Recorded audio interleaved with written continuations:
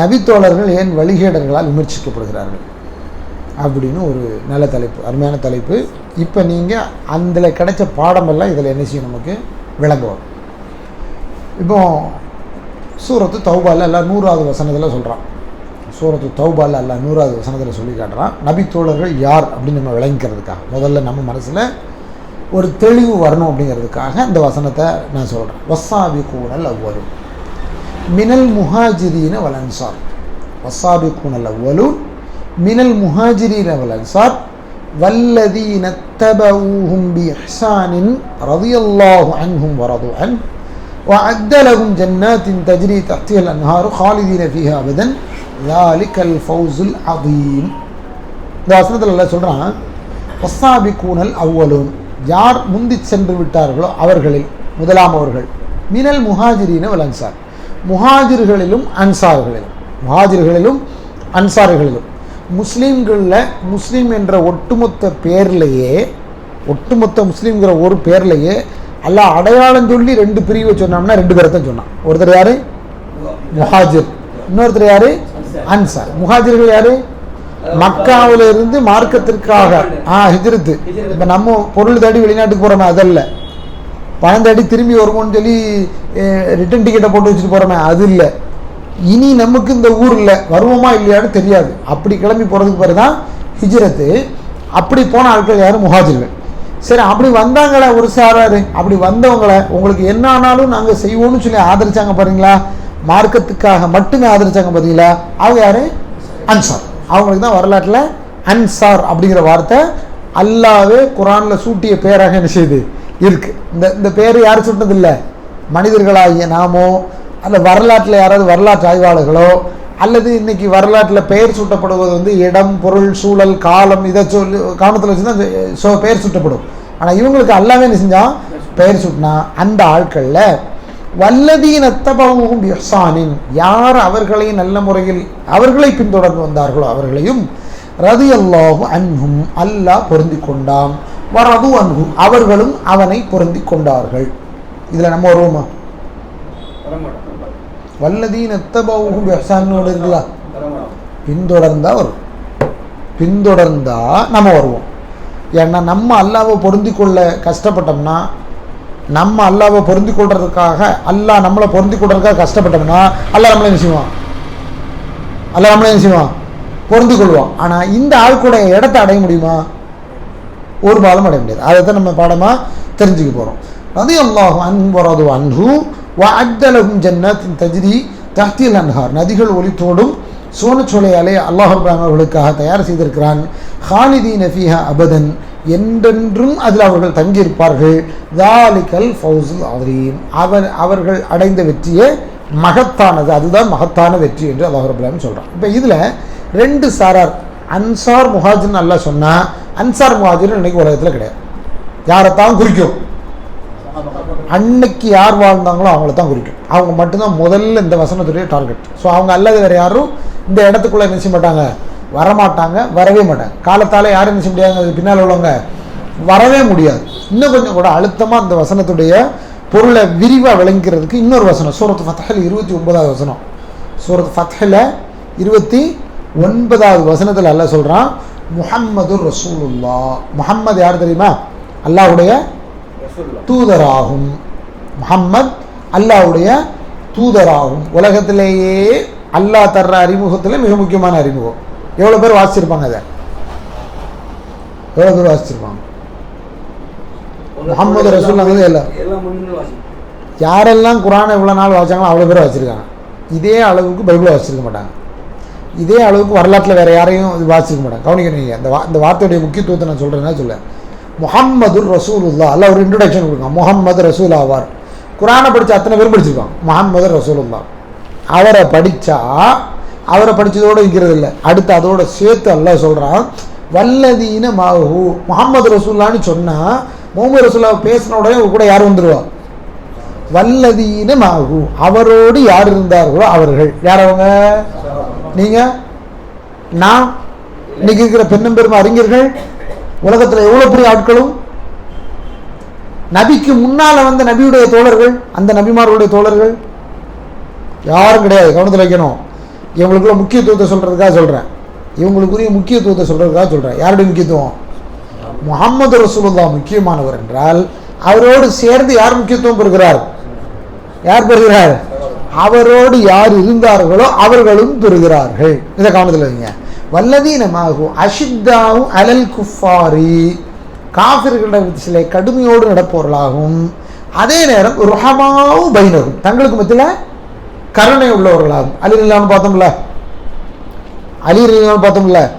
இன்னைய ஏனைய சஹாபாக்கள் இப்படி தான் இருந்தாங்க, ருஹமாக்களாகத்தான் இருந்தார்கள், கருணையோடு தான் நினைச்சாங்க, அணுகுனாங்க.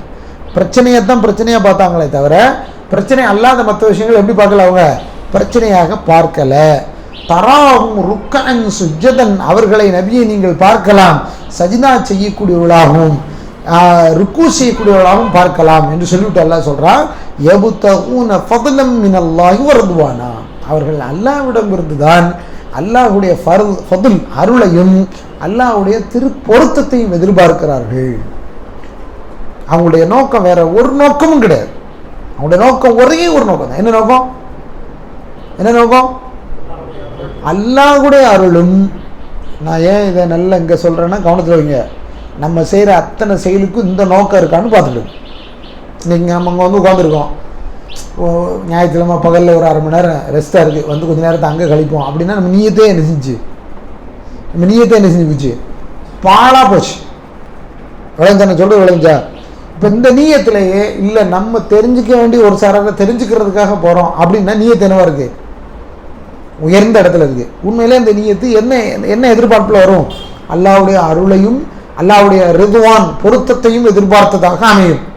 இப்போ அல்லாஹ்வுடைய அருளையும் பொருத்தத்தையும் எதிர்பார்த்தவர்களாக அவர்கள் இருந்தார்கள். இருந்ததோடு மட்டுமல்லாமல் சீமாகும் ஃபி வுஜூஹிஹிம் மின் அஸரி சுஜூத், சஜிதாவுடைய அடையாளங்கள் அவருடைய முகங்களில் இருக்கும்படியாக அவர்கள் இருந்தார்கள். தேய்க்கவெல்லாம் முடியாது, பாயில் போட்டு நிச்சய முடியாது, தரையில் போட்டு முகத்தை தேய்க்கவெல்லாம் முடியாது. ஏன்னா அது எல்லாருக்கும் வர்றதில்லை. யாருக்கு வரணும்னு நல்லா நாடினானோ அவங்களுக்கு தான் வரும். ஆனால் அதுக்காக நீங்கள் இந்த கருப்பு தழுவு தான் சீமான்னு நினைச்சிடாதீங்க.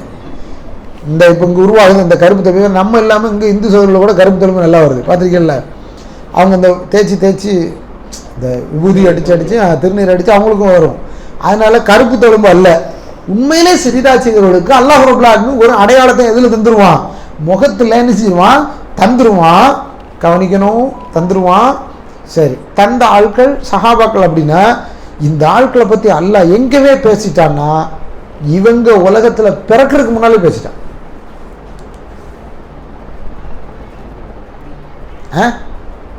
சூரத்து ஃபத்ஹ் இருக்குல்ல, எல்லாருக்கையும் செல்ஃபோன் இருக்குல்ல, எடுங்க.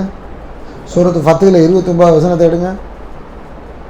சூரத்து ஃபத்ஹ் ஃபத்ஹ் 48, 49 ஹஜ்ராத் 48 ஃபத்ஹ் 48 ஃபத்ஹ் 48 48 48ல் 29 ஃபத்ஹ் தானா? 29 எடுத்துட்டீங்களா? அல்லாஹ் சொல்றான், மஸலுஹும் ஃபித் தௌராத்தி, இவர்களை பற்றிய வர்ணனை, இவர்களின் யதார்த்தம் என்னவென்பதை பற்றிய தகவல் எங்க இருக்கு? தௌராத்துல இருக்கு. மூசா நபி காலத்துல இறக்குன மூசாவுக்கு தந்த வேதத்துல யாரை பத்தி பேசிட்டான்? சஹாபாக்களை பத்தி பேசிட்டான்.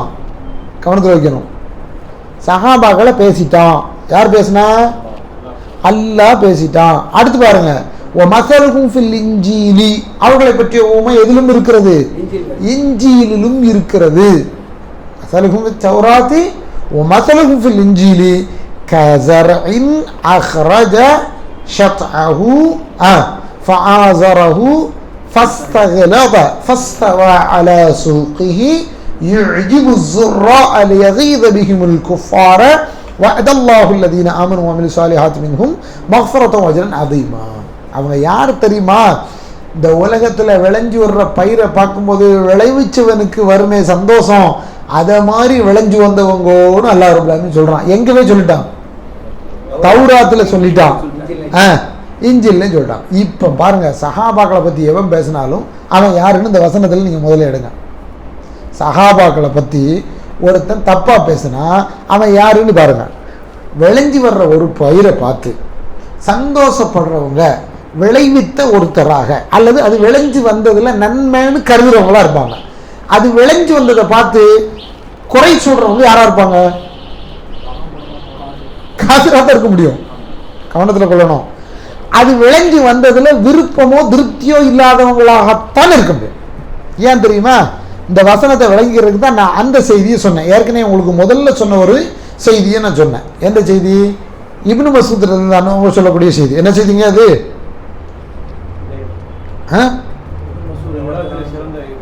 இன்னல்லாஹ நதர ஃபீ குலூபில் இபாதி, அல்லாஹ் தன்னுடைய அடியார்களுடைய இதயங்களை தேர்வு செய்தான். எந்த இதயம்? நல்ல இதயம், உருப்படியான இதயம். நம்முடைய இந்த வேதத்தின் செய்தியை உள்வாங்கி கொண்டு அதை உலக மக்களுக்கெல்லாம் சொல்லும்படியான ஒரு நல்ல இதயம் எது அப்படின்னு அல்லாஹ் ரப்பல் ஆலமீன் செஞ்சான், செலக்ட் பண்ணான். இதயத்தை அல்லாஹ் என்ன செய்யறான்? செலக்ட் பண்றான். அப்படி செலக்ட் பண்ணும்போது ஃபவஜத கல்ப முஹம்மதின் ஸல்லல்லாஹு அலைஹி வஸல்லம் கைர குலூபில் இபாத், அடியார்கள் அத்தனை பேருடைய கல்புகளிலேயே ஆகச்சிறந்த கல்பா எந்த கல்பை செலக்ட் பண்றான்? முஹம்மது பின் அப்துல்லா ஸல்லல்லாஹு அலைஹி வஸல்லம் அவருடைய கல்பை நிச்சயம் அல்லாஹ் செலக்ட் பண்றான். அப்போ உலகத்தில் இருக்கிற கல்புலேயே ஆகச்சிறந்த கல்பு இந்த கல்பு முஹம்மது ஸல்லல்லாஹு அலைஹி வஸல்லம் கல்பு. ஏன் கல்பு சிறந்ததுன்னு சொல்ல வேண்டிய அவசியம் இருக்கு? மனிதர்கள் சிறந்தவன்னு சொல்லி போக முடியாது. கல்பை பொறுத்து தான் இஸ்லாம் இருக்கிறது. உடலை கொண்டு இஸ்லாம் இல்லை, உள்ளத்தை கொண்டு தான் இஸ்லாம். உள்ளத்துக்கும் உள்ளத்தினுடைய அந்த ஆன்மாவுக்கு என்ன கிடையாது? சாவு கிடையாது. சாவு கிடையாது. அல்லாஹ் எங்க முதல்ல ரூகத்தை தானே, அது இங்கிருந்து மறுபடியும் எங்கே தான் போகுது? அல்லாட தான் போகுது. அது ஒன்று சொர்க்கத்தில் இருக்கும், அல்லது எங்கே இருக்கும்? நரகத்தில் இருக்கும். அதுக்கு அழிவு இருக்கா? அழிவு அதுக்கு கிடையாது. ஆனால் அழிவு எதுக்கு உண்டு? சரீரத்துக்கு உண்டு. நீங்கள் எவ்வளோ எண்ணெய் தேய்க்கலாம், எவ்வளோ வனப்பா வைக்கலாம், எவ்வளோ சாப்பிடலாம், இது அவ்வளோ நெஞ்சிரும், ஒரு காலத்தில் அழிஞ்சிரும். ஆனால் இதுக்குள்ள ஊடாடி இந்த உலகத்தில் உங்களை இயக்கி கொண்டிருக்கக்கூடிய இந்த ரூஹ், அந்த ஆன்மாங்கிறது இங்கேருந்து நெஞ்சிரும், புறப்பட்டு சேரும். அது சஞ்சரிக்கிற இடம் கல்பு.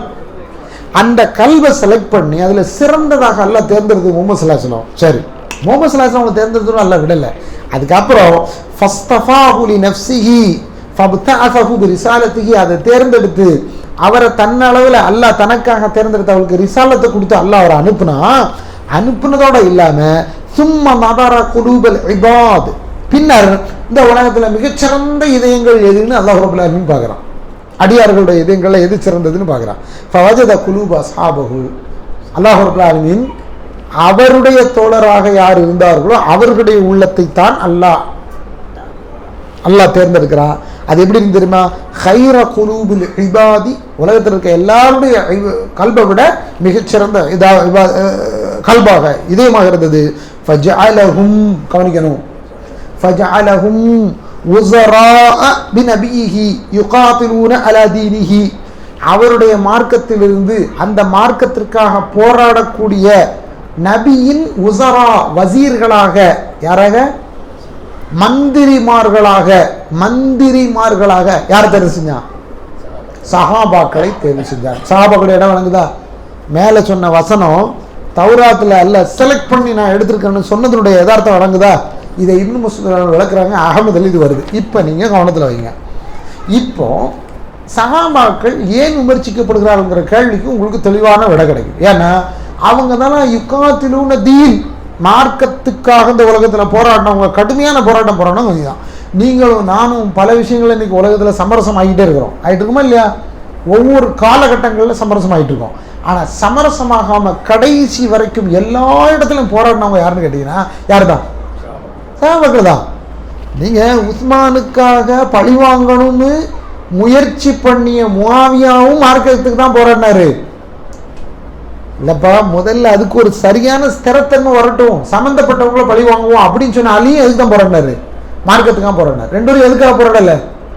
தங்களுக்காக, தங்களுடைய அதிகாரத்துக்காக, தங்களுடைய பதவிக்காக போராடலை. ஆயிஷா அம்மா தான் கையில் அதிகாரத்தை எடுத்துக்கலாம், ஆனால் அல்லாஹ்வுடைய தூதரின் மனைவி அப்படி போராடலை. அவங்க எதுக்கு தான் போராடினாங்க? தல்ஹா எதுக்கு தான் போராடினாரு? ஜுபைர் எதுக்கு தான் போராடினாரு? பெண்ணெம்பெரும் ஆட்கள் அப்படி தான் போனாங்க. ஆமாம், உண்மையிலே இப்போ இங்கேருந்து கிளம்பி போயிட்டாரு. வரலாற்றில் ஒரு சம்பவத்தை நான் சொல்லணும் அங்கே, ஆனால் நான் ஞாபகப்படுத்துகிறேன். ஜுபைர் கிளம்பி போயிட்டாரு. ஜுபைர் தனியாக போயிட்டு இருக்கிறாரு மக்காவை நோக்கி. ஒரு பள்ளத்தாக்கில் தொழுகை நேரம் வருது. தன்னுடைய வாகனத்தை நிறுத்தி தொழுகிறாரு.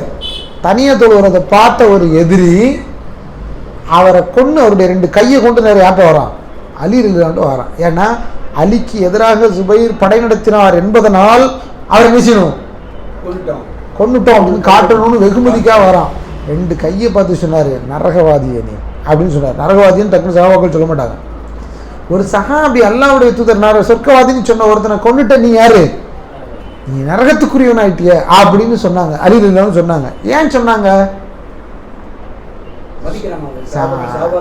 அவங்களுடைய ஸ்டேஜ் அது. யாருடைய ஸ்டேஜ், ஜுபைர் ரலியல்லாஹுடைய ஸ்டேஜ் அது. அவரை கொண்டுட்டு என்ன பெருமை பேசுற நீ, அது எவ்வளவு பெரிய பாவம், அதை நீ செஞ்சிருக்க கூடாதுல்ல அப்படின்னு சொல்லக்கூடிய இடத்துல தான் அலி நமக்கு எதிராக வந்துட்டார அப்படின்னு சில அவரு எதிரியானார்னு சொல்லி அவர் என்ன சில கருவு இருக்க ஆசைப்படலை. இவதான் சஹாபாக்கள்.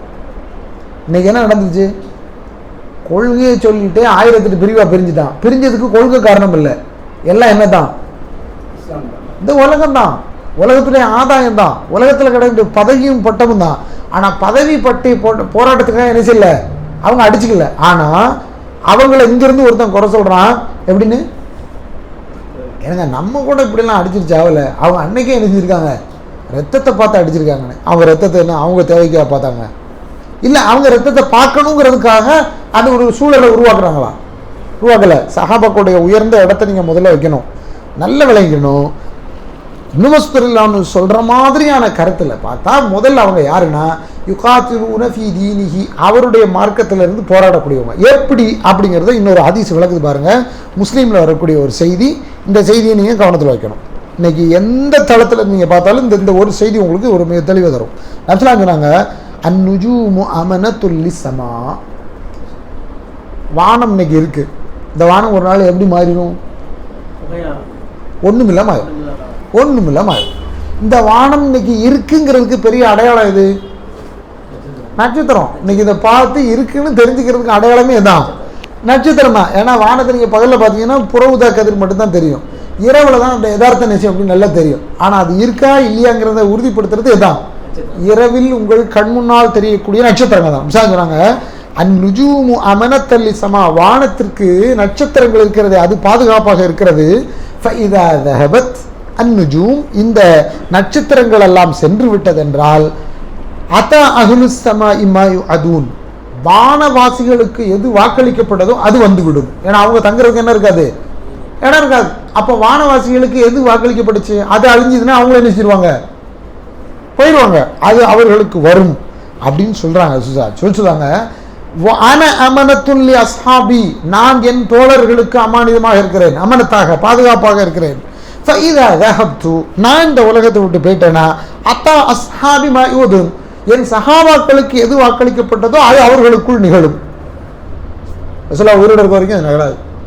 ரசூலுல்லாஹ் இறக்கணுமா, உலகத்தில் உண்மையிலேயே ஒரு மனுஷன் உயிரோடு இருக்கணும்னா யார் தான் இருந்திருக்கணும், முஹம்மது ஸல்லல்லாஹு அலைஹி வஸல்லம் இருந்திருக்கணும். ஆனால் அவங்க என்ன சொல்லிட்டாங்க, அல்லாஹ்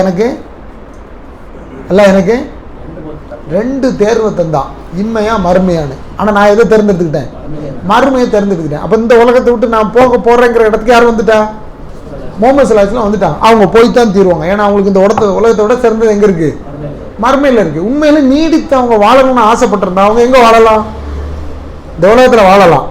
நமக்கெல்லாம் பிரச்சனையே இருக்காது. யார் இருப்பா, உயிரோட என்ன பிரச்சனைக்கும் எங்கே நேரம் பேரலாம், ஃபிக்ஹ் மசாலால பிரச்சனை கிடையாது, அக்கீலா சப்ஜெக்ட்ல பிரச்சனை கிடையாது, யாரும் உயிரோட இருப்பா, நபிஸல்லல்லாஹு உயிரோட இருப்பான். ஆனால் இறைவனின் ஏற்பாடு எது கிடையாது, அது கிடையாது. இறைவனுடைய ஏற்பாடு என்ன செஞ்சாகணும், அல்லாஹ்வுடைய தூதர் அவரும் இந்த உலகத்திலிருந்து தன்னுடைய அந்த வேலையை முடிச்சுட்டு என்ன செஞ்சாகணும், புறப்பட்டு ஆக வேண்டும் என்று. அப்போ நபிஸல்லல்லாஹு அலைஹி வஸல்லம் அவங்க சொன்னாங்க, என் தோழர்களுக்கெல்லாம் நான் அமனத் பாதுகாப்பாக இருக்கிறேன், நான் சென்று விட்டேன் என்றால் என் தோழர்களுக்கு எது வாக்களிக்கப்பட்டதோ அது நடக்கும். இப்போ நீங்கள் கவனிங்க, சஹாபாக்குடைய காலத்தில் என்ன குழப்பம் நடந்தது, அன்ன குழப்பம் நடந்ததுன்னு சொல்கிறான்ல, இதெல்லாம் ஏதான் இந்த ஹதீஸ் படி முன்னறிவிப்பு வாக்களிக்கப்பட்டது. யாரே சொன்னது, அல்லாஹ்வுடைய தூதரே சொன்னது. ஒருவேளை நடக்கலைன்னா தான் அது என்னது, தப்பு. நடக்கலைன்னா தான் தப்பு. ஜுபைரும் அலியும் சண்டை போட வேண்டிய நிலைமை வரும்னு ரசூலுல்லாஹி ஸல்லல்லாஹு அலைஹி வஸல்லம் சொல்லி ரலியல்லாஹு அன்ஹுமா 2 பேரும் மோதுறதுக்கு ஒரு வாய்ப்பே வரலாற்றில் இல்லைன்னா எது பொய்யாயிரும், அல்லாஹ்வுடைய தூதருடைய சொல் பொய்யாயிரும். எப்படி பொய்யாகும், விளங்குதா, சரியா? அல்லாஹ்வுடைய தூதர் சொன்ன சொல் நினைச்சாதுங்க பொய்யாகாது. இப்போ நான் கேட்குறேன் உங்கள்கிட்ட இன்னொன்று, நபிஸல்லல்லாஹு சொன்னாங்க, பத அல் இஸ்லாமு கரீபா சயஊது கரீபா தூபா லில் குரபா. பத அல் இஸ்லாமு கரீபா, இஸ்லாம் முதல்ல ஆச்சரியமாக புதுமையாக ரொம்ப கொஞ்சம் பேர் பின்பற்றுற மாதிரி அதிசயமாக மக்களுக்கு மத்தியில் தோன்றுச்சு. வசயஊது கரீபா, மீண்டும் மறுபடியும் அதே நிலைக்கு கரீபாக அது மாறும்னாங்க, மாறும் அப்படின்னு சொன்னாங்க. இன்னைக்கு நீங்கள் உலகத்துடைய பாப்புலேஷன் எடுத்துக்கோங்க, முஸ்லீம் எவ்வளோ பேர்? 3ல் 1 அல்லது அதுக்கு நெருக்கமாக இருப்பான், இருக்கானா இல்லையா? ஆனால் இஸ்லாம் எல்லார்ட்டையும் பின்பற்றப்படுதா? சயஊது கரீபா ரசூலுல்லாஹ் சொன்ன காலம் வந்துருச்சா? ரசூலுல்லாஹ் சொன்ன காலம் வந்துருச்சு. இன்னைக்கு நாம அந்த காலத்தில் வாழ்ந்துருக்கோம். பெருவாரியான முஸ்லீம்கள் கொண்ட ஊர்லேயே அல்லாஹ் ரசூல் ஈமான் இஸ்லாமி இந்த வட்டத்துக்குள்ள ரசூலுல்லாஹ் பேசின இஸ்லாமை பேசின தூய்மையா இஸ்லாமை பேசணும்னு சொல்லக்கூடிய ஆட்கள் எவ்வளோ பேர்? பட்டியல் போட்டுடலாம்ல. அல்லாஹ் நம்மளை அதில் சேர்த்துக்கணும், அதுக்கு தான் முயற்சி எடுத்துகிட்டு இருக்கோம். அல்லாஹ் நம்மளை அதில் அவன் பட்டியலில் வைக்கணும். நம்ம என்ன பட்டியல் போட்டுக்கலாம், அவர் நம்ம ஆளுங்க, இவன் நம்ம ஆளு, இவரெல்லாம் வந்து சலஃப் முன்னேஜில் இருக்கார், நம்ம சொல்லிக்கலாம். உண்மையிலும் இந்த பட்டியல் யார்கிட்ட இருக்கணும்? ரப்புல் ஆலமீன் அந்த பட்டியலில் யார் பேரை செலக்ட் பண்ணிடணும்? நம்ம பேரை செலக்ட் பண்ணிடணும். இவங்கெல்லாம் அந்த ஆள்கள் தப்பா அப்படின்னு சொல்லிட்டாங்கன்னா பெரிய பாக்கியம். ஏன் தெரியுமா? அந்த குரபால யார் இருப்பா? அந்த கரீபானவர்களையும் யார் வந்திருப்பா? அல்லாஹ் நம்மையும் ஆக்கி வச்சிருப்பான், நாமும் அதுக்குள்ள என்ன செஞ்சிருப்போம், இருப்போமா இல்லையா? இப்போ நீங்கள் கவனத்தில் வாங்க, மறுபடியும் வாங்க. இப்போ நபிஸல்லல்லாஹு அவங்க போயிட்டாங்க.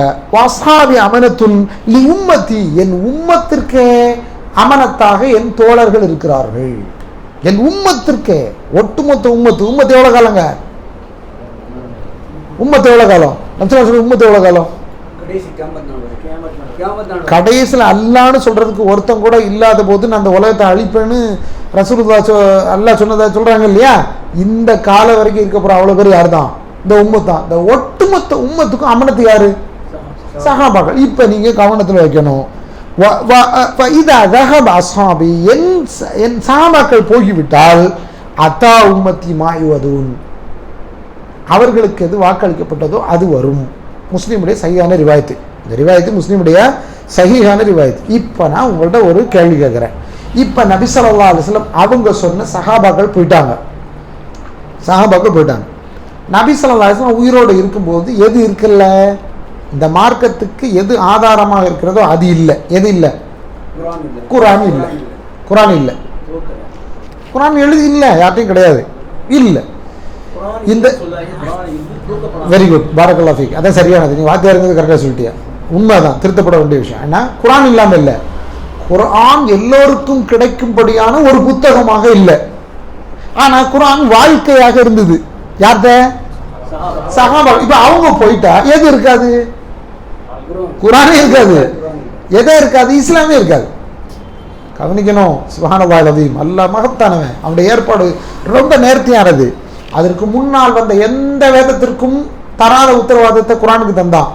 ஆனால் குர்ஆனுக்கு தந்த இறைவன் முஹம்மது நபி ஸல்லல்லாஹு அலைஹி வஸல்லம் இருக்கும்போது இந்த குர்ஆன் செஞ்சிருக்கல, புத்தகமாக்கி முழு சமுதாயத்துக்கும் தந்திருக்கல. ஆனால் யார் மனசில் ஏற்றுட்டு அதை வாழ்க்கையாக்கி அதை ப்ராக்டிஸ் பண்ணி இதுதான் இஸ்லாம்னு ப்ராக்டிஸ் பண்ணாங்கன்னா அவங்க உயிரோட வச்சுருந்தான். அவங்க என்ன செஞ்சுருந்தான்? உயிரோட வச்சுருந்தான். ஒரு 2.5 வருஷம் தான், ஒரு சிம்பிளாக சாதாரணமான நிர்வாகம் தான். ஆனால் அந்த ஒரு சின்ன நிர்வாகத்தில் அபூபக்கர் இல்லாமல் மிகப்பெரிய சேவை செஞ்சுட்டு போனாங்க. இந்த உலக மக்கள் அனைவருக்கும் அவங்களுக்கு பின்னால் எது துஸ்தூர், எது கான்ஸ்டியூஷனோ, எது சாசனமோ அதை வகுத்து கொடுத்துட்டு போயிட்டாங்க. அது யாரை வச்சு வகுத்தாங்க? அவங்கள வச்சு தான் வகுத்தாங்க. யாரை வச்சு தான் வகுத்தாங்க? அவங்கள வச்சு தான் வகுத்தாங்க. நீங்கள் முதல்ல குர்ஆனை எடுத்து நீங்கள் பார்த்தீங்கன்னா குர்ஆன் தொகுப்பில் ஃபர்ஸ்ட் கேரக்டர் யாருன்னா அபூபக்கர் இல்லாமல். ஏன்னா இவர் தான் முதல் மனுஷர் இஸ்லாத்தில், அவர் தான் முதல் ஹலீஃபா இஸ்லாத்தில், அவர் தான் இந்த உம்மத்தில் முதலான ஆள். யாருக்கு பிறகு? முஹம்மது ஸல்லல்லாஹு அலைஹி வஸல்லம் அவருக்கு பிறகு. அவருக்கு தெரியாத வசனமே கிடையாது, அவர் அவ்வளோ பெரிய ஆள். அதுக்கு அடுத்து யாரு? உமர். அதுக்கு அடுத்து யாரு? உஸ்மான். அதுக்கு அடுத்து யாரு? அலி ரலியல்லாஹு அன்ஹு அஜ்மஈன். இப்போ பாருங்க, இவங்கெல்லாம் இல்லாமல் குத்தாபுல் வஹி, வஹி எழுத்தர்கள் ரசூல் ஸல்லல்லாஹு அலைஹி வஸல்லம் ஒரு சாராரை வச்சிருந்தாங்க. அதில் அலி இருந்தார், ஸைத் பின் சாபித் இருந்தார், கஅப் பின் மாலிக் இருந்தார். இது மாதிரியான மிக முக்கியமான பெரிய சஹாபாக்கள் இருந்தாங்க. இது முஆவியா இருந்தார். இந்த ஆட்கள் எல்லாம் உட்கார்ந்து குர்ஆனை ஒரு பக்கம் எழுதுனாங்க. எதில் எழுதுனாங்க? தோலில் எழுதுனாங்க. எதில் எழுதுனாங்க? கல்லில் எழுதுனாங்க. எதில் எழுதுனாங்க? எலும்புகளில் எழுதுனாங்க. எதில் எழுதுனாங்க? பாறைகளில் வடிச்சு வச்சிருந்தாங்க. இது எல்லாமும் ஒரு பக்கம் வச்சிருக்கவே, கவனத்தில் கொள்ளணும், இது எல்லாமும் ஒரு பக்கம் வச்சிருக்கவே. ஆனால் குர்ஆன் யார்கிட்ட இருந்தது? சஹாபாக்களுடைய உள்ளத்தில் இருந்தது. சஹாபாக்களுடைய உள்ளத்தில் இருந்தது. சரியா? இப்போ சஹாபாக்கள் எவ்வளோ முக்கியமானவங்கிறது இந்த ஹதீஸில் இருந்து நீங்கள் கவனத்தை போகணும். அவங்க அமனத்துள்ளி உம்மத்து, என் உம்மத்திற்கு அவங்க தான் அமானி தான். என்னுடைய உம்மத்துக்கு அடப்பா நிற்கிற ஆட்கள் யார் தான்? மொத்த காவலாளர்கள் யார் தான்? சஹாபாக்கள் தான். இப்போ நமக்கு குர்ஆன் அங்கேருந்து வருது. இன்னைக்கு கையில் குர்ஆனை வச்சுருக்கோம். ஏன் புதுசு புதுசாக வெளியிட்டாலும் சரி நமக்கு என்ன செய்யும், உடனே டக்குன்னு எடுத்து புரட்டி பார்த்து இது தப்புன்னு சொல்ல முடியும். இன்னைக்கு ஒரு ஆலிம் தொலை வைக்கிறாரு, ஒரு எழுத்தை தப்பாக படித்தா பின்னால் எவ்வளோ பேருக்கு மனப்பாடம் இருக்கும் அவ்வளோ பேரும் திருத்திடுவோம். ஏன் அவ்வளோ பேரும் மொத்தமாக ஒரே மாதிரி மனசிலாக்கி நினைச்சிருக்கோம் வந்திருக்கோம். எப்படி ஒருத்தே மாதிரி மனசிலாக்கணும்? அமனத்தா எப்படி இருக்காங்க அப்படின்னு நீங்கள் பாருங்கள். அவங்க தான் முதல்ல என்ன செய்கிறாங்க, குர்ஆனை தொடுக்காங்க. இப்போ குர்ஆனை தொகுக்கிறதுக்கான வேலை எப்படி நடக்கு அப்படின்னு நீங்கள் முதல்ல பார்க்கணும். அபூபக்கர் இல்லாமல் அவங்க ஆட்சி தலைவராக இருக்கிறாரு, அவர் எடுத்தெடுப்பில் குர்ஆனை தொகுங்க அப்படின்னு சொல்லலை. ஒரு பெரிய போர் நடக்கு, 1 2 3ன்னு வரிசையாக இஸ்லாமிய சாம்ராஜ்யம் பெருசான பிறகு போர்கள் கொஞ்சமாக நடக்குது. அதில் ஆதர்பிஜான்னு ஒரு போர். அந்த போரில் முஸ்லீம்கள் நிறைய பேர் கொலை செய்யப்படுறாங்க. கொலை செய்யப்பட்ட அந்த நிகழ்வை பார்த்த உடனேயே பெரிய பதபதிப்புக்கு உமர் பின் கத்தாப் ஆளாகிறாங்க. என்ன பிரச்சனை அப்படின்னா, கொலை செய்யப்பட்டவங்கள அநேகமானவர்கள் ஹிஃபாதல் குர்ஆன், குர்ஆனை மனனம் செய்த நல்லவர்கள். சஹாபாக்கள் குர்ஆனை மனனம் செஞ்சவங்க கொலை செய்யப்படுறாங்க. இவருக்கு பயம் வந்துருச்சு. என்ன, குர்ஆனை மனனம் செய்தவர்கள், நாம் குர்ஆன் நம்மகிட்ட தப்பாக இருந்ததுன்னா யார்கிட்ட போய் கேட்போமோ அவங்கெல்லாம் கொலை செய்யப்பட்டா இந்த குர்ஆனின் நிலைமை என்ன அப்படின்னு யோசிக்கிறார். இவதான் ஒரு சிறந்த நிர்வாகி பாருங்க, மிகச்சிறந்த ஒரு ஆளுமை பாருங்க. இப்போ உமரை காலி பண்ணா இந்த செய்தியை சொல்ல ஆள் இல்லை, விளங்குதா? அபூபக்கரை காலி பண்ணா இந்த செய்தியை உருவாக்க ஆள் இல்லை. ஸைத் இப்னு சாபித்தை காலி பண்ணா உண்மையிலே இந்த தொகுப்பு வர ஆள் இல்லை, விளங்கா? இந்த சஹாபாக்களை எல்லாரும் ஒட்டுமொத்தமாக செலக்ட் பண்ணி இன்ன நாட்கள்லாம் மோசமானவன்னு இவன் சொன்னான். முதல்ல உலகத்தில் ஷியா சொன்னான். யாரை சொன்னா? அபூபக்கரை சொன்னான். அடுத்து யாரை சொன்னா? உமரை சொன்னான். ஏன் சொன்னா? ஒட்டு மொத்தமா அந்த உம்மத்துக்கு குர்ஆன் வரைக்கும் இந்த ஆள்கள் தான் காரணம். முதல்ல அவங்கள டேமேஜ் பண்ண, அவன் நல்லவன் இல்லைன்னு சொல்லு, அவன் யோக்கியம் இல்லைன்னு சொல்லு, அவனை அயோக்கியன்னு சொல்லு, அவனை எல்லாரும் வெறுத்துட்டா அவர் உருவாக்குனது எப்படி சரியா இருக்கும்? அப்போ அவங்கள்ட்ட ஏதோ ஒன்று இருக்குன்னு சொல்லலாம், சரியா? இதை எங்க செஞ்சுட்டான்? முதல்ல இல்லை, இஸ்லாமிய நூற்றாண்டு அந்த ஹிஜ்ரி நூற்றாண்டுகளில் முதல் நூற்றாண்டில் செஞ்சு முடிச்சான். அவன் அப்போ உருவாக்கிட்டான்ல, விளங்க. இப்போ கவனிக்கணுங்க, இது அங்கேருந்து வந்தது. நீங்கள் இன்னைக்கு உள்ள புது குழப்பம்லாம் நினைக்காதே. இவங்கெல்லாம் நவீனமாக அந்த குழப்பத்தை மறுபடியும் கையில் எடுத்திருக்காங்க, அவ்வளோதானே தவிர இந்த குழப்பம் எங்கே வந்துருச்சு? அங்கே வந்துருச்சு. இப்போ வந்துருச்சு. இப்போ நீங்கள் பாருங்கள், அல்லாஹ் ரப்பல் ஆலமீன் ஒட்டுமொத்த உம்மத்துக்கும் எது நேர்வழியோ அந்த நேர்வழியாகிய குர்ஆனை யாரை கொண்டு காப்பாற்றினா? முதல்ல அபூபக்கர் இல்லாமல் அவங்கள கொண்டு காப்பாற்றணும். அபூபக்கர் இல்லாமல் ஸைத் இப்னு சாபித்தை கூப்பிட்றாங்க. ஸைத் இப்னு சாபித்தை ஏன் கூப்பிட்டாங்கன்னா, ஸைத் இப்னு சாபித் ரொம்ப குறைஞ்ச வயசில் யார் கூட இருந்தார்? நபி ஸல்லல்லாஹு அலைஹி வஸல்லம் கூட இருந்தார். எந்த அளவுக்கு கூட இருந்தார் அப்படின்னா, நபி ஸல்லல்லாஹு அலைஹி வஸல்லம் வெளிநாட்டு தூதர்கள் மிக முக்கியமான ஆட்கள்லாம் வந்து ரசூலுல்லாஹ்வை சந்திச்சாங்க அப்படின்னா அவங்கள முக்கியஸ்தர்கள் என்ன மொழியில் பேசுவாங்களோ அவங்கள்ட்ட இவங்களால நினைச்ச முடியாது, பேச முடியாது. அப்போ அவங்கள்ட்ட பேசுறதுக்காக அவங்க என்ன மொழியில் பேசுகிறாங்களோ அந்த மொழியை படிப்பான்னு சொன்னாங்க. ஹீப்ரு மொழியை 17 நாளில் படித்தார். யார்? அவ்வளோ விவரமான ஆள். யாரோட பேசுறதுக்கு? அந்த நாட்டு தூதர்கள்ட்டையும் அரசர்களுக்கு ஓலை அனுப்புறதுக்கும் இவர் படித்தாள். அவ்வளோ குவாலிட்டியான ஆள் தான். மதீனத்து அன்சாரிகளில் ஒருத்தராக கடைசி 10 வருஷம் தான் ரசூல்லா கூட இருந்தார். ஆனால் குர்ஆனுடைய வசனங்கள் அத்தனையும் முன்னாலையும் பின்னாலையும் சேர்த்து மனனம் பண்ணி வச்சுருந்தார்.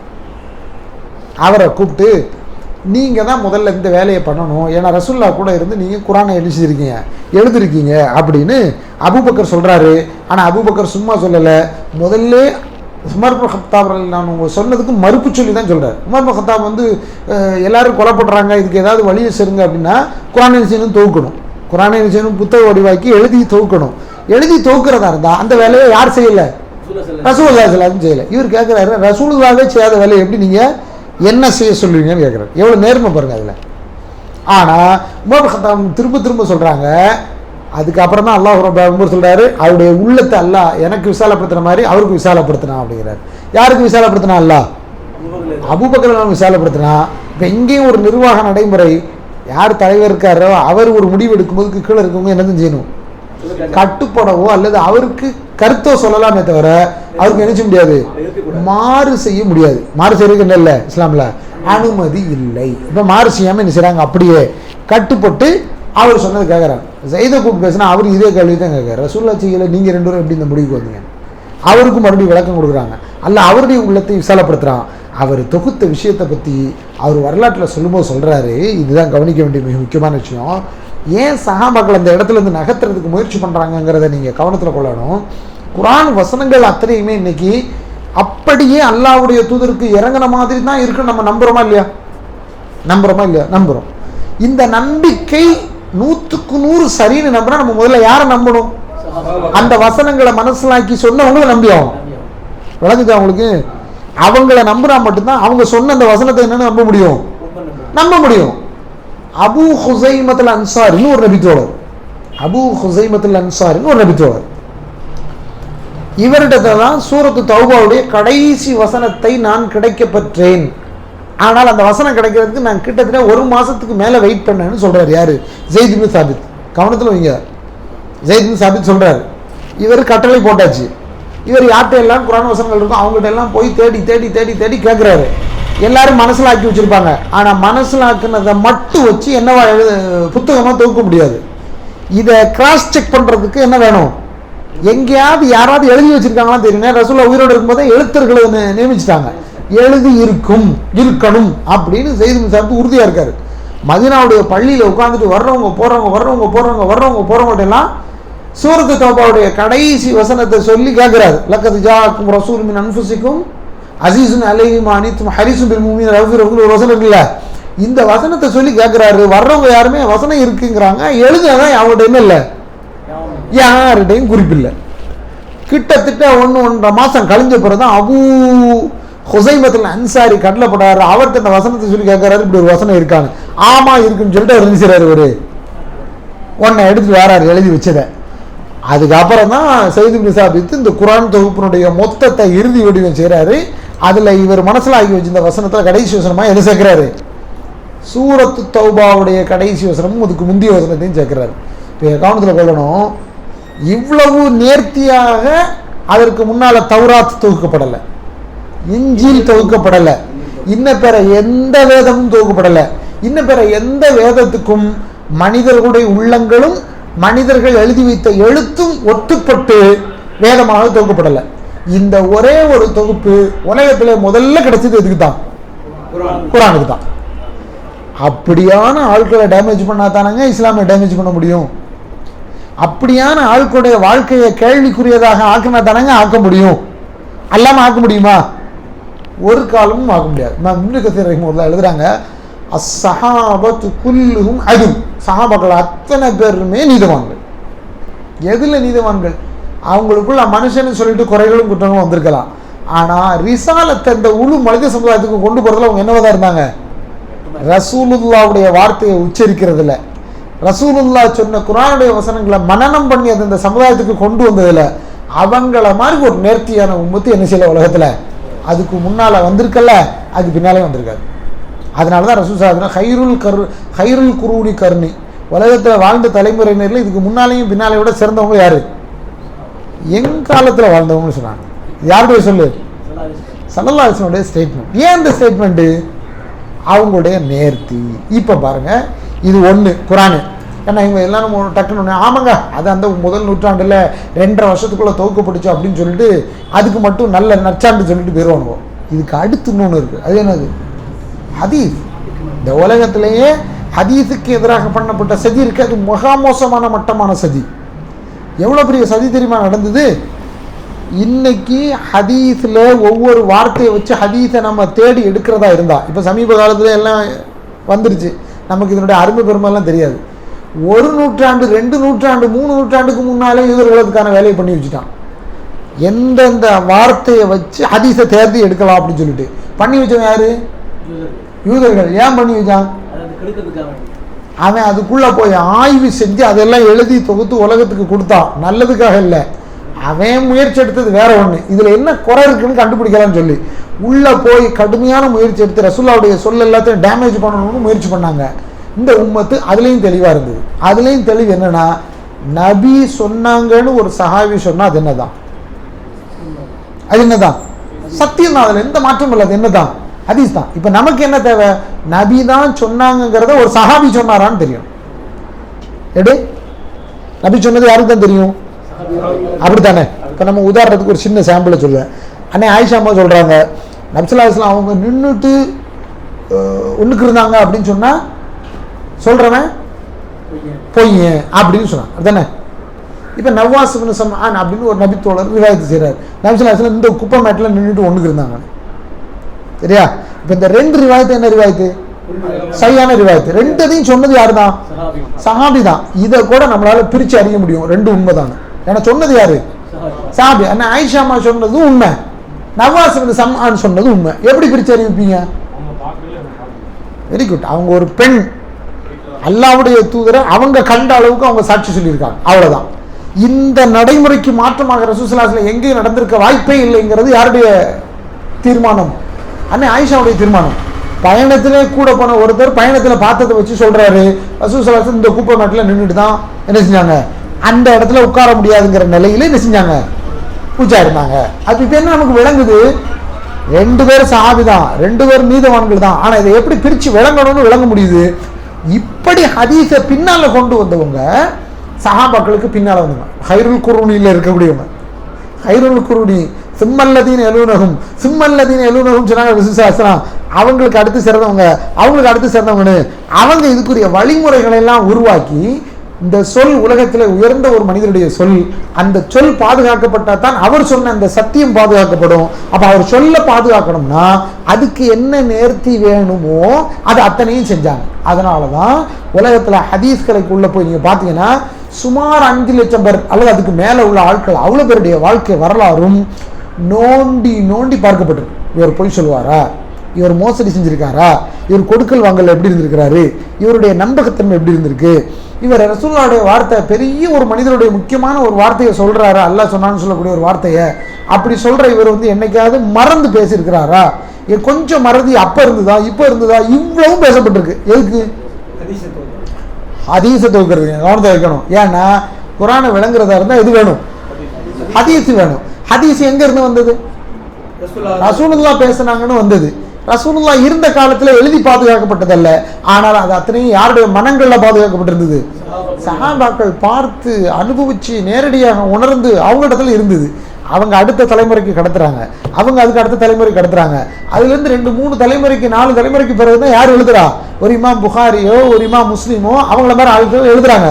எழுதும்போது அவங்க தனக்கு மேல யார் சொன்னா, அவருடைய யோக்கியதை என்ன, அவர் யார்கிட்ட கேட்டார், அவர் யோக்கியதை என்ன, அவருக்கு மேல யார் கேட்டாரு, அவருடைய யோக்கியதை என்ன, இப்படி எல்லாத்தையும் எடுத்து எழுதுறாங்க. பாருங்க, இதுல கீழே உள்ள அவ்வளவு பேருடைய வாழ்வும் ஆய்வுக்குரியது.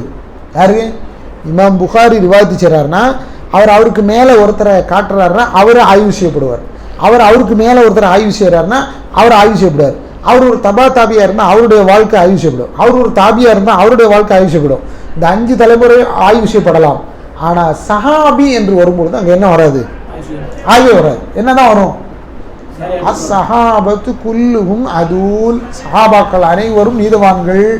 நாயகத்தை குறித்து பேசியதே ஒரு என்னவா தான் பேசுவாங்க, நாயகம் பேசியதாகவே பேசுவார், நாயகத்தை பார்த்ததாகவே பேசுவார்கள். அவர்கிட்ட என்ன வராது? எந்த பொய்யும் வராது. இப்போ நீங்க கொஞ்சம் யோசிங்க, சஹாபாக்கள் போன பிறகு இஸ்லாம் உலகத்துக்கு வந்ததா வரலையா? இன்னைக்கு வரைக்கும் மற்ற எல்லா மதங்களை விட தூய்மையா சுத்தமா இஸ்லாம் இருக்கா இல்லையா?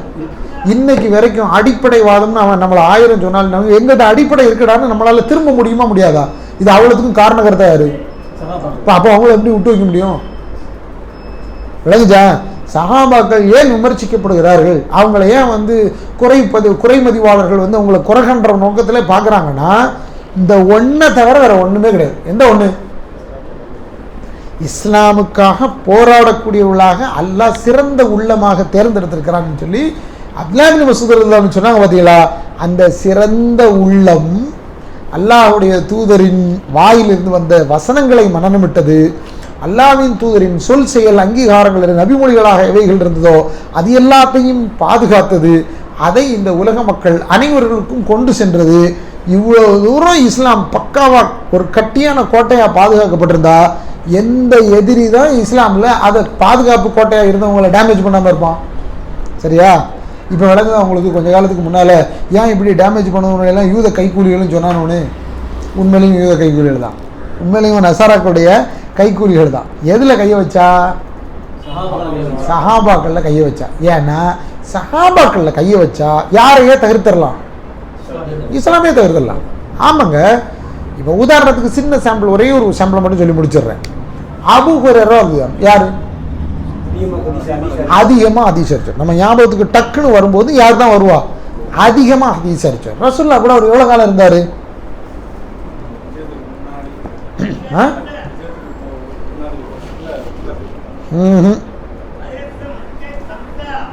மொத்தமே 2.5 வருஷத்துல 2.25 வருஷம் தான் இருந்தார். கடைசி காலம் மட்டும்தான் அவர் இருந்தது.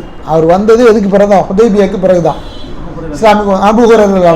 அப்ப எவ்வளவு ஹதீஸ் அறிவிச்சாரு? இந்த சந்தேகம் இன்னைக்கு வரல, உமர் பின் கத்தாப் ஆட்சியில் இருக்கும்போதே வந்துருச்சு. மற்றவங்கள்ட்ட இருந்து வரல, இங்க இருக்கவங்கள்ட்ட வந்துருச்சு. அது எப்படி, அது எதை சொன்னாலும் ஒரு அபூ ஹுரைரா அல்லாஹ்வுடைய தூதர் சொன்னாங்க, அல்லாஹ்வுடைய தூதர் சொன்னாங்க, எப்படி அவர் சொல்லுவாரு அப்படின்னு அன்னைக்கே சந்தேகம் வந்துருச்சு. பிடிச்சி உள்ள வச்சுட்டாரு, அவரை கட்டுப்பாட்டுக்குள்ள எடுத்துட்டு நீங்க இப்ப சொல்லுங்க அல்லாஹ்வுடைய தூதர் சொன்னாங்கன்னு சொல்லி ஒரு குறிப்பிட்ட அளவு ரிவாயத்துகள் எல்லாத்தையும் முதல்ல அப்படியே சொல்றாரு. அவர் அவ்வளோத்தையும் சொல்றாரு, எழுதிட்டாங்க. அவரை மறைவா வச்சுட்டு மீண்டும் சொல்லிதாங்க மறுபடியும் அவர் சொல்றாரு. யார் எழுதினாரோ அவர் மீண்டும் அவரை வெரிஃபை பண்றாரு. முதல்ல சொன்ன மாதிரியே சொன்னார். யாரு? அபூ ஹுரைரா. அப்பதான் சொல்றாங்க, நாங்க மதீனாவில் பொருளாதாரம் தேடி பல இடத்துக்கு போகும் பொழுது எங்க சோத்துக்காக நபியை விட்டு தூரத்துல போனோம். ஆனா அபூ ஹுரைரா மட்டும் ரசூலுல்லாஹ் கையை கழுவுனா தான் கழுவுவாரு. ரசூலுல்லாஹ் 3 நாள் 2 நாள்லாம் பட்டினி கிடந்திருக்காங்க. அவருக்கு சோறு கிடைக்கலாம், இவருக்கும் கிடைக்காது. மஸ்ஜித் நபவியில் திண்ணையில் பட்டின கிடப்பாரு. யாரு? அபூ ஹுரைரா. அப்படி தொகுத்ததுனால தான் ரசூலுல்லாஹ் பேசின அவ்வளோ பேச்சையும் கடைசி காலத்தில் அவங்க வெளியிட்ட அவ்வளோ ரிசாலத்தினுடைய அறிவிப்பு யார் மூலமா வெளிவந்தது? அபூ ஹுரைரா மூலமா வந்தது. அப்படி வரப்போய் தான் இன்னைக்கு ஹதீஸ்கள்ல இருக்கிறதுல டாப் மோஸ்ட் ரிவாயத்து ராவி யார் தான்? அபூ ஹுரைரா தான். அவங்க சொன்ன ரிவாயத்துகள் அவ்வளோதான் சொன்னாங்க. ஏன் சொன்னாங்கிறது இன்னொரு வாசகமும் உண்டு. என்ன? அல்லாஹ்வுடைய தூதரை நீங்க சொல்லி நான் எதை கேட்டாலும் இதை நினைச்சு விட எனக்கு மறக்கக்கூடாது அப்படின்னு ஒரு உத்தரவாதத்தை யார்கிட்ட வாங்கினாரு? அல்லாஹ்வுடைய தூதர்கிட்ட போய் வாங்கினாரு. அவருக்கு எப்படி தெரியுமா கதை கட்டி விட்டான்? அவர் யார் தெரியுமா? அவர் முதல்ல கிறிஸ்தவராக இருந்தாக்கும் இஸ்லாத்துக்கு வந்தார். அவர் சொன்ன நிறைய விஷயம் கிறிஸ்தவத்தில் உள்ளது. அவர் ரசூலுல்லாஹ் சொல்லி அடிச்சு விட்டுட்டாங்க அப்படின்னு சொன்னான். வேற யாரும் இல்லை, இங்கே யார் அகில குர்ஆன் இந்த சமுதாயத்தில் இருக்கானோ அவனும் சொன்னான். இதே கடைநல்லூர் மண்ணில் அபூ ஹுரைராவை விமர்சனம் பண்ண ஒரு ஏகத்துவவாதி எனக்கு தெரியும். என் கூட அன்னையிலேருந்து அந்த அதோட விலகிட்டேன். இவங்க கூட இருக்கக்கூடாது. அபூ ஹுரைராவோட ஹதீஸ்களை மீளாய்வு செய்யணும்னு நான். அபூ ஹுரைராவோட ஹதீஸுடைய மீளாய்வு செஞ்சால் பாதி இஸ்லாம் காலியாக போயிருமே. பாதி இஸ்லாம் காலியாக போயிடும். காலி ஆக்கணும் தான் யாருடைய எண்ணம்? அந்த கயவர்களுடைய எண்ணம். தெரியுதா? இப்போ அபூ ஹுரைராவுடைய பின்புலத்தை பார்த்து அவர் கிறிஸ்டியானிட்டு வந்தா சிலப்போ மற்றவங்களும் எங்கிருந்து வந்தாங்க? எல்லாரும் வெளியிருந்தா வந்தாங்க. அப்படிதானங்க? ரசூலுல்லாஹ் கூட முஸ்லீம்னு வந்தவங்க எல்லாரும் எங்கிருந்தா வந்தாங்க? வெளியே இருந்தா வந்தாங்க. நம்ம ஆளுக்கு விவரம் புரியாம இவங்க இப்படி சொல்லிட்டாங்களா அப்படி ஒரு விமர்சனம். அப்படி கிடையாது. அவர் அதற்கு எப்படி நேர்மையாக நடந்தார். ரசூலுல்லாஹ் கை கழுவுனா அவருக்கு சாப்பாடு, இல்லைன்னா அவருக்கு என்ன செய்யாது சாப்பாடு. அப்படி கூட கடந்து என்ன செஞ்சாரு? ஹதீஸ்களை ஊர்ல யாருமே இல்லைங்க, எல்லாரும் ரசூலுல்லாஹ்வை தேடுறாங்க. எல்லாரும் ரசூலுல்லாஹ் தேடுறாங்க. ரசூல் ஸல்லல்லாஹு அலைஹி வஸல்லம் மதீனாவில் ஒரு தோப்புக்குள்ள இருக்காங்க. மதீனாவில் ஒரு பேரிச்சம்பழம் தோட்டத்துக்குள்ள இருக்கிறாங்க. இருக்கிற எல்லாரும் தேடுற இடத்துல எங்கேயுமே கிடைக்கல. அபூ ஹுரைரா மட்டும் ஒரு இடத்துல பதுங்கி கீழே இருந்து பார்க்கறாரு. நபி ஸல்லல்லாஹு அலைஹி வஸல்லம் அவங்க அங்கே தனிமையில் உட்காந்துருக்கிறான். நேராக ரசூலுல்லாஹ் இருக்கிற இடத்த அடைஞ்சிட்டார். ரசூலுல்லாஹ் அல்லாஹ்வுடைய தூதரே தனிமையில் இருக்கீங்க, எல்லாரும் உங்களை தேடி இருக்காங்க அப்படியா அப்படின்னு கேட்டவுடனே ரசூலுல்லாஹ் ஒரு நற்செய்தி சொல்லுவாங்க. மன்கால லா இலாஹ இல்லல்லாஹ் முஹ்லிஸன் மின் கல்பிஹி தஹலல் ஜன்னா அப்படிங்க. யார் தன்னுடைய அடி உள்ளத்திலிருந்து உள தூய்மையோடு லா இலாஹ இல்லல்லாஹ் சொல்றாங்க சொர்க்கத்துக்கு போவாங்க, அவருக்கு சொர்க்கம் உண்டு அப்படின்னு நற்செய்தி சொல்லுவாங்க. அதுக்கு முன்னால் இந்த செய்தியை சொல்லியிருக்கல. இந்த செய்தி ஃபர்ஸ்ட் யாருக்கு கிடைக்கு? அபூ ஹுரைராக்கு கிடைக்கு. ஆனால் இந்த செய்தி ரொம்ப பெருசு. லா இலாஹ இல்லல்லாஹ்ங்கிற ஒரு காரணத்துக்கு என்ன செஞ்சிடலாம்? லா இலாஹங்கிற ஒரு காரணத்துக்கு சொர்க்கம் பெறலன்னா பெருசு இல்லைங்க. அது எவ்வளோ பெரிய செய்தி. இந்த செய்தியை வாங்கிட்டு இந்த செய்தியை கொண்டு போகிறதுக்கு யார் தயாராக இருக்கா? அபூ ஹுரைரா இருக்காங்கன்னா ஊரை தேடிக்கிட்டு இருக்கு. ரசூலுல்லாஹ்ட்ட இருந்து தான் இந்த செய்தியை சொன்னாரான்னு யார் சொல்லணும்? அபூ ஹுரைரா சொல்லணும். ரசூலுல்லாஹ்வை யாரும் பார்க்கல, இவர் மட்டும் எப்படி பார்த்தாருன்னு கேட்பாங்கல்ல. அல்லாஹ்வுடைய தூதரே எனக்கு ஒரு அடையாளத்தை தாங்கன்னு கேட்குறாரு. எனக்கு ஒரு அடையாளத்தை தாங்க, இந்த என் செருப்பை தூக்கிட்டு போ. என் கூட தானே என் செருப்பு இருக்கும். அப்போ நான் எங்கே இருக்கேன்னு நீ ஊருக்கு சொல்கிறதுக்கு எது அடையாளம்? செருப்பு அடையாளம். செருப்பை தூக்கிட்டு வெளியே போகிறாரு. ஏத்தாப்புல முதல்ல கண்ணில் மாட்டுறது யாரு? Umar bin Khattab. அவரை பார்த்து சொல்றாரு, என்னடு மன்கால லா இலாஹ இல்லல்லாஹ் முஹ்லிஸன் மின் கல்பிஹி, யார் தான் உள்ளத்துலேருந்து இஹ்லாஸோட லாயிலா சொன்னாங்க ஒரு சொர்க்கம் போகணும், அடிச்சாரு ஒரு அடி. என்ன வார்த்தை, இந்த வார்த்தை சொன்னால் ஊரில் இருக்க எவனும் நினைச்ச மாட்டான், தொழ மாட்டான், நோன்பு வைக்க மாட்டான். நேராக ரசூலுல்லாஹ் எங்கே இருக்கான்னு கேட்டுட்டு சேர்ப்பது வந்துட்டு அல்லாஹ்வுடைய தூதரை. இதெல்லாம் வரலாற்றில் உள்ள செய்தி. ஆனால் இவ்வளோ நுட்பமான அரிதான செய்திகளை கூட உலகத்துக்கு கொண்டு வந்தது யாரு? அபூ ஹுரைரா டேமேஜ் பண்ண எதை டேமேஜ் பண்ணிடலாம்?